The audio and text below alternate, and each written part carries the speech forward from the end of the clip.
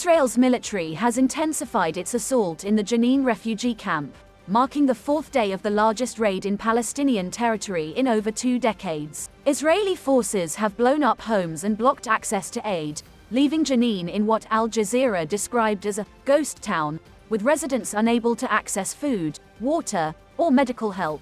The Israeli army has claimed its goal is to target armed groups in the West Bank, stating that 20 Palestinian fighters have been killed and 17 arrested. However, Palestinian residents argue that the destruction of infrastructure suggests a broader aim to make the area uninhabitable. The Palestinian Health Ministry reported that an elderly man was killed in Jenin, bringing the death toll to 20. Meanwhile, in the south of the West Bank, 2 Palestinians were shot dead by Israeli soldiers in separate incidents near Gush Etzion and 𝐃𝐚𝐰𝐬. The UN reports that approximately 600 Palestinians have been killed since the start of Israel's parallel conflicts in Gaza and the West Bank, with detentions now reaching around 70 according to Palestinian rights groups.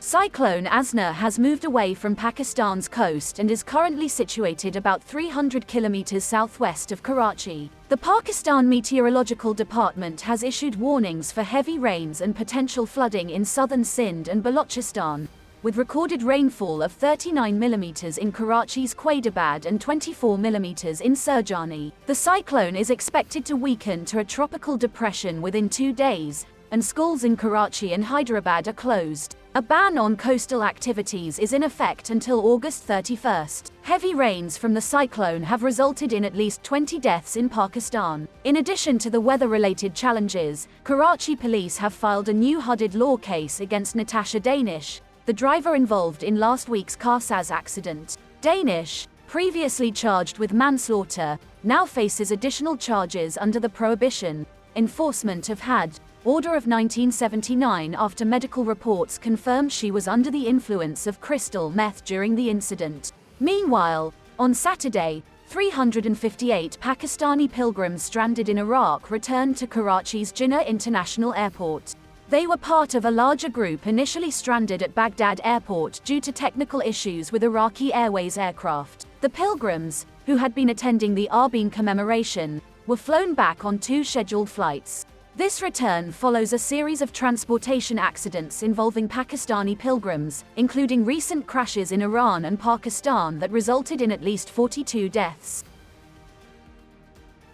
A helicopter carrying 22 people, mostly tourists, has gone missing in Russia's Kamchatka Peninsula. Kamchatka Governor Vladimir Solodov reported that the Mi-8 helicopter, a widely used 2-engine model in Russia, lost communication at 4:15 Greenwich Mean Time after picking up passengers near the 𝐒𝐿𝐽𝐻 volcano. The aircraft was en route to the village of Nikolaevka, approximately 25 kilometers away. Rescue teams are focusing their search on a river valley along the helicopter's intended route, with poor visibility complicating efforts. Russian authorities have highlighted that aircraft accidents are frequent in the region due to harsh weather conditions, recalling a similar crash of an Mi-8 in August 2021, which resulted in 8 fatalities. Meanwhile, escalating tensions between Russia and Ukraine have led to deadly cross-border attacks. On Saturday, August 31, 2024, a Ukrainian attack on Belgorod, a southwestern Russian city,